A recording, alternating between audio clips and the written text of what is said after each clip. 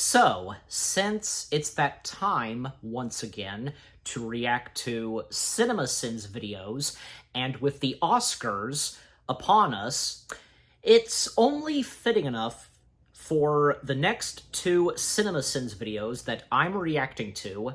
They are Oscar-winning films, and which they won Best Picture. So yeah, seems fitting enough to do so. And the first one that I'm reacting to is Everything Wrong with Forrest Gump. Yes. Yeah, Forrest Gump. You know, for me, because I really liked Forrest Gump. Like, I won't deny that it's a fantastic film, a masterpiece, you know, from Robert Zemeckis and starring, you know, Tom Hanks, Robin Wright, and Sally Field. The list goes on. And, you know, the movie won a good chunk of awards, you know, from Tom Hanks winning for his performance as, you know, the titled character, to this movie winning Best Picture. Yeah, it did win Best Picture. Sometimes I kind of forget that, you know, I mean, you know, you have those moments where you forget that, you know, this movie and another movie, it won Best Picture. But yeah, Forrest Gump, it did win Best Picture. And seeing as how Forrest Gump is celebrating its anniversary, you know, it's only fitting enough to react to this, again, because with the Oscars upon us, it's only fitting enough to react to two CinemaSins videos where they covered / sinned on, you know, a couple of Oscar-winning films. So yeah. So again, the first one I'm reacting to is Forrest Gump.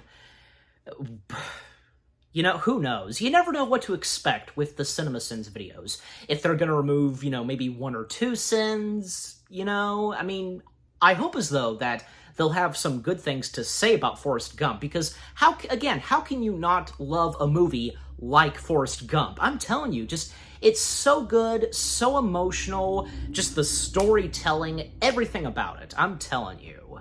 So yeah. You know, again, just have to wait and see what they have to say on it, and, you know, thus I'm reacting to it. So without further ado, let's begin. In 3, 2, 1, play.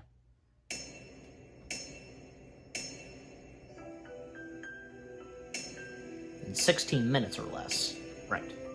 How'd they get the feather to cooperate like that? And for so long? This is a bus stop, right? Because that bus stops for barely a full second before moving on without even seeing if Forrest wants to get on. I know he's sitting there like a gump on a log, but at least do a verbal check. He's literally waiting at the bus stop bench. My mom always said life was like a box of chocolates. You never know what you're going to get. So deep, so profound, so meaningless. Seriously, as much credit as this movie gets for its notable quotables, the sentiments are so bland as to not actually mean much at all. Each quote is a bit different, but ultimately at their core contain the same syrupy, sweet, empty calories that makes you feel good for a moment, but do nothing to make you stronger overall. You know, like a box of chocolates. I bet if I think about it real hard, I could remember my first pair of shoes. She said they was my magic shoes. So yeah, apparently, according to the movie, Forrest was about 7 years old before he ever got a pair of shoes. Yeah, he needed special braces, but the movie's suggesting his mother only ever put socks on his feet up until this moment, and that's just a lie, yo. Now, when I was a baby, Mama named me after the great Civil War hero Forrest narration. Forestation? He started up this club called the Ku Klux Klan. Yes, let's address racism with a lighthearted, simple misunderstanding of a childlike adult. This movie basically points at things and says, look, that exists, and then just moves on like it did something important. He's gonna have to go to special school. There must be something can be done. And your mama sure does care about your schooling, son. Prostitution. Vacation? Where Daddy went. Vacations when you go somewhere and you don't ever come back. Can we all just agree that the fact that Forrest didn't grow up to be a murderous psycho is a goddamn miracle? Some years later, that handsome young man who they called the King Elvis. had himself a heart attack or something. Or something. Yeah, or This something. movie wants to bully so hard that this little f***er said seat's taken, even though there wasn't a seat available there. That seat already has 2 riders. I can't sit here. Why do all these Alabama kids hate the new kids so much? I don't even think half of these fools even saw his leg braces. They're just bullying him by default. F***ing Alabama, man. Are you stupid or something? Ladies and gentlemen, the romantic lead. Forrest very clearly takes a rock to the eye here, but for some reason bleeds from his forehead. For the record, these bullies straight up stoning Forrest are also trespassing. This movie roadrunners hard, y'all, like a comical amount. He was a very loving man. He was always kissing and touching her and her sisters. Is it possible Forrest Gump is the most offensive movie ever made? I'm asking because I think Forrest Gump may be the most offensive movie ever made. Try with me, Forrest. Try with me. I implore you to keep running now and pray later. 10 years and these bullies haven't upgraded from rock throwing? Lazy bullies are lazy. The truck goes from inches away from hitting Forrest to 40 fucking feet behind it. And this movie won the Oscar for Best Film Editing. Holy. Now, it used to be Yeah, it trying did. to get where I was going. Since we are entering minute 20 of this bench narration, I think it's safe to say this is basically going to play out like a book on tape from here on out. So let's just throw on 15 narration is as narration does sins and move on, shall we? Wow, this movie utterly delights in Forrest's mental capacity, plays it for jokes and everything, even while wanting to use it for sympathy whenever necessary. Welcome to We've Edited Tom Hanks into all the historical events, and hey, isn't that cool? The movie. This film wants you to know It it's is the kind cool. of movie that will go directly from Tom Hanks drying his junk to showing an actual shooting in mere seconds. With a level of whiplash going on, I'm surprised J.K. Simmons and Miles Teller haven't shown up. So, Forrest Gump shows up at her college unannounced, sees her in a car with a boy, and decides the boy is too aggressive. And maybe the boy was. And then Forrest intervenes, which angers Jenny and scares off the boyfriend. And I have written a dozen versions of the sin about Forrest being a creepy stalker, but I'm mostly baffled that this still somehow ends up in him getting a hand job. President Kennedy met with the Collegiate All-American Football Team. Considering we've already seen George Wallace on the school steps, which happened in June of 1963, and the All-American team is chosen in December, there was no way Forrest could have met JFK here when he had already been assassinated the month prior. Now, the really good thing about meeting the President of the United States is the food. It's true. I've heard the hamburgers are fabulous. I must have drank me about 15 Dr. Peppers. Not physically possible. 15 Dr. Pepper 20-ounce bottles is 300 fluid ounces, which equals 8.8 liters. Yet the average human bladder reaches capacity at just over half a liter. My point is he could have been peeing the entire time he was in the White House, and it's still mathematically impossible for him to have drunk. Yeah, ease off on the Dr. Peppers. Also, Dr. Pepper. I believe he said he had Also, Dr. Someday Pepper. soon, when deep fakes have ruined our ability to trust anything we see and sent our world into a fiery Armageddon, can we please remember it was Robert Zemeckis who led us there? After only It still 5 looks years playing good. football, You know, I got a college I think they did pretty The good. NCAA. It was ILM who did that stuff. Tight. This scene is meant to echo that earlier scene when he was a child and everyone on the bus hated him but Jenny. And I'd like to Yeah. accept it, but there was no reason given why folks on this bus would shun or hate Forrest. They don't know anything about him at all. Exactly. Forrest Gump. People call me Forrest Gump. I'm not a smart man, but I know a roll credits line when I see one. Nighttime in the Army is a lonely time. You can take either nighttime or in the Army out of that statement, and it's still true as f. That is the most obvious W being used upside down in place of an M I have ever f***ing seen. How many roads must a man walk down? There's no microphone and no amp or speakers or monitors. The stage show either routinely has audio or it's a lie for a movie scene. Forrest acting like Yeah. he is Jenny's bodyguard and sole protector is kind of somethingist, right? She's even yelling, "Forrest, let me down," right here. If she wants to sing naked, go off, Forrest. I love you. Forrest, you don't know what love is. I'd give back a dozen sins if you break into song right here. I want to know what love is. Why does the Army send new soldiers to the front lines via helicopter and 2 at a time? It seems like a huge waste of gas and time, and money and gas. Nah, I don't know much about anything. Forrest is still telling this story on the bus stop bench, right? So why is he whispering all of a sudden? Little bit of stinging Well, rain and big old I guess just to go along rain with, flew in sideways. After sitting through the types of shrimp and now the types of rain, I'm beginning to think they added a half hour to the runtime just by listing things. What is this, BuzzFeed? Hey, Forrest, all the shrimp you can eat. Red Lobster called. They'd like you to stop using their main form of employee recruitment. Looking forward to getting a letter from her just as soon as she had the time. Jenny gives zero shits about Forrest all movie long until the end when she's dying and desperate. And Jenny is the worst, man. I mean, the movie could easily have been subtitled, "He survived that's this, sad. and this, and this, and this." This is Hacksaw Ridge 20 years before Hacksaw Ridge. He just keeps going back to rescue more and more dudes regardless of his own safety. I'm moved, but then I remember I'm in an extended Billy Joel's We Didn't Start the Fire music video, and I let it all go gliding down the river of dreams. That's all I had to say about that. So, we're done then? The only good thing about being wounded in the buttocks is the ice cream. Damn it! I know Greenbow, Alabama is a fake town and all, but does it have 2 different zip codes? Sure, he could have accidentally wrote the wrong numbers, but I'm guessing that's an error the continuity department would be more likely to make than Forrest. Now, the secret to this game is never, ever take your eye off the ball. Forrest is mostly played for laughs here, but in this ping-pong advice moment, he takes it to heart, and it's adorably hilarious. I choose this as the moment I will remove one sip. Oh, okay. We all have a destiny. Nothing just happened. Is that going to be it? Gary Sinise is absolutely killing it here. The problem is that he isn't our protagonist, and he's barely in the movie. Instead, we're stuck with the protagonist who is Gary was a good. narrator and an unreliable one at that. He's always good. Fine, but he exists around the moments of the movie, but never really engaged in them, leaving me uninterested. I'm just wishing I'd seen the Lieutenant Dan movie instead. Where were you hit? In the buttocks, I'd kind of like to see that. Did I miss the part in history class about LBJ being a creepy perv? What the hell? Earlier, the news said LBJ was giving out 4 medals of honor. President Johnson awarded 4 medals of honor to men from each of the armed services. So why do I count 5 with Gump? This dude's middle name better be coincidence, or else I'm gonna kill a bunny. There was only one thing I could say about the war in Vietnam. Well, there's only one thing I could say about the war in Vietnam. The movie is almost 2.5 hours long, and this is why. In Vietnam. With an event this big, are we really saying the sound situation was a set it and forget it kind of thing? How is no one even watching the soundboard? Yeah. Does nobody not realize, like... The character says something compelling and extremely meaningful, but we can't hear it because of reasons, cliche. These two are f***ing magnets. Wherever he goes, there she is. It's almost as though someone wrote their lives as opposed to them happening organically. Even the Washington Monument... That shot right there, that was... convenient reunion. That was ILM that did that. Of the pig who wishes to brutalize our black leaders, rape our women, and destroy our black communities. I think it's safe to say that nuance is not this movie's strong suit. He should not be hitting you, Jenny. The most important line in the film is one of the most forgotten. Sorry I had a fight in the middle of your Black Panther party. Thing I said to Ryan Coogler after my feud with Jeff Goldblum got physical and somehow spilled over into a nearby soundstage. Anybody want to go to San Francisco? I'll go. Far out. Drugs.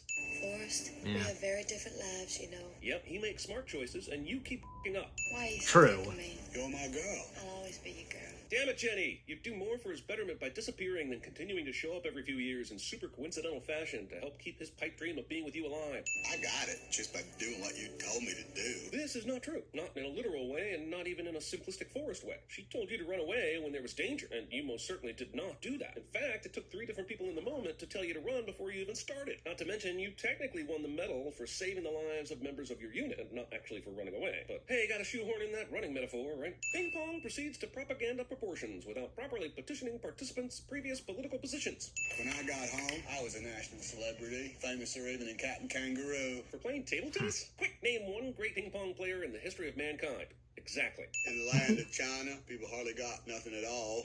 No possessions? I don't have the time to show you the entire setup and punchline of the rest of this manufactured nonsense, but basically through questions and answers, Forrest Gump helps write Lennon's Imagine, because nothing is sacred in this movie that wants to be profound and ends up feeling more like one cheap SNL sketch after another. Not using the crosswalk in a city this big, on a street this busy, in icy, snowy conditions is Was that Jeff Bennett or Jess Harnell voicing John Lennon? Because... Have you found Jesus yet?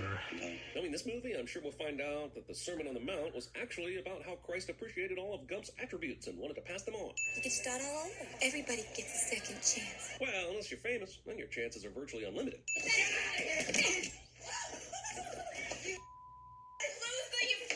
Prostitutes. Look, sometimes companies go overboard in pitching potential spokespeople, but this is a lie. No one is making multiple standees and Gump-branded paddles of this number on the hope he agrees to sign. Everybody knows it's true, but Mama said just a little white lie, so it wasn't hurting nobody. Advertising in a nutshell. Fishing. That lowercase e is going to haunt so many people, myself included. Somewhere out there. That was sweet that he named a boat after Jenny. Survives this. Seriously, there's more suspension of disbelief that has to happen in this one movie than the entire Marvel Cinematic Universe combined. I haven't seen someone look this out of place with a gospel choir since halftime of Super Bowl 53. Right then, God showed up. Equating the weather with God's will. I never thanked you for saving my life. Still haven't. But at nighttime, and the house was all empty, I'd always think of Jenny. Are we supposed to be rooting for this love story? It just seems like a bad idea on so many levels. And if not, what are we supposed to be rooting for? Gump's basically just accidentally himself into being a famous millionaire time and time again. And I just don't know why I'm supposed to care about any of this. And then she was there. It's almost like the script itself has given up on coming up with reasons things are happening. The screenplay is sitting in the corner smoking a cigarette, saying, I've had enough. You just fill in whatever blanks you want. And then she was there is about the best I've got left in me. Jenny came back and stayed with me. Maybe it was because she had nowhere else to go. Or maybe it's just how codependent relationships work.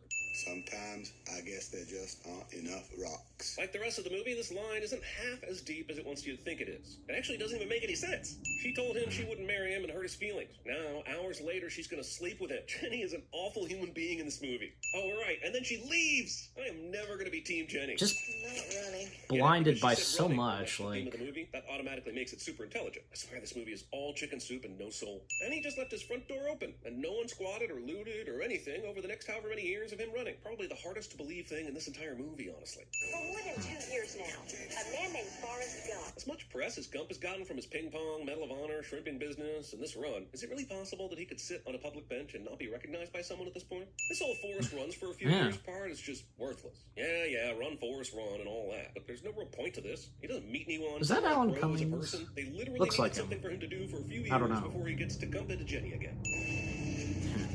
Have a nice day. Well, some years later, I found out that man did come up with an idea for a t-shirt. No.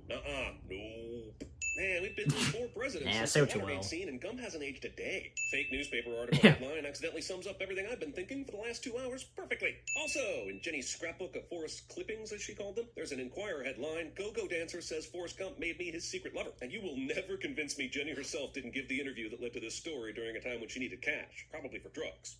Baby Joel Osment. I have some kind of virus, and the That's doctors true.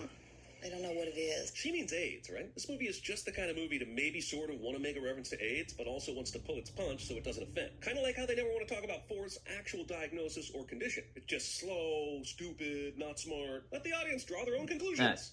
I don't know. If you're sick. Would you marry me, Forrest? What the f? Literally the last scene, she told him he was a father and said, there's nothing you need to do. Now she's proposing to him. Even when she's trying to do something good, Jenny makes terrible decisions. Not one of these prick bastards gave up their seat for the guy with the prosthetic legs, or even walked over there to the left and grabbed one of those black patio chairs for him to sit in. He's got to stand the entire ceremony? And then there's a Maybe that's what he wanted to do. I couldn't tell where heaven stopped, the earth began. This literally started a few moments ago with her asking him, were you scared in Vietnam? Just FYI. You died on a Saturday morning. Except that Jenny's tombstone says she died on March 22nd, 1982, which was a Monday, so suck on that, Gump.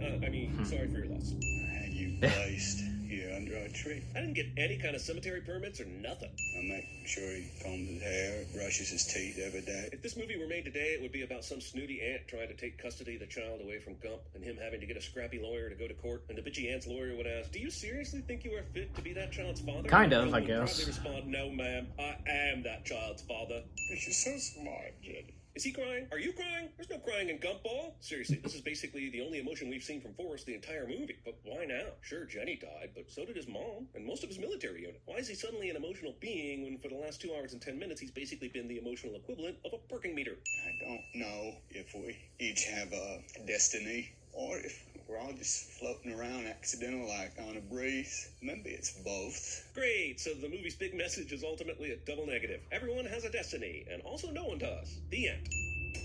And that's it. 119 cents. Why is your footlocker unlocked? You want to see the most beautiful thing I've ever filmed? My name is Barry Allen, and I am the fastest man alive. Cool guys don't look at explosion. Forrest, this is Wesley. Oh, my sweet Wesley. What have I done? If you're ever Nice. a shrimp boat captain, that's the day I'm an astronaut. This was my call. Must have been a tough one. I'm sailing! I'm sailing! Quiet, he's gonna say something.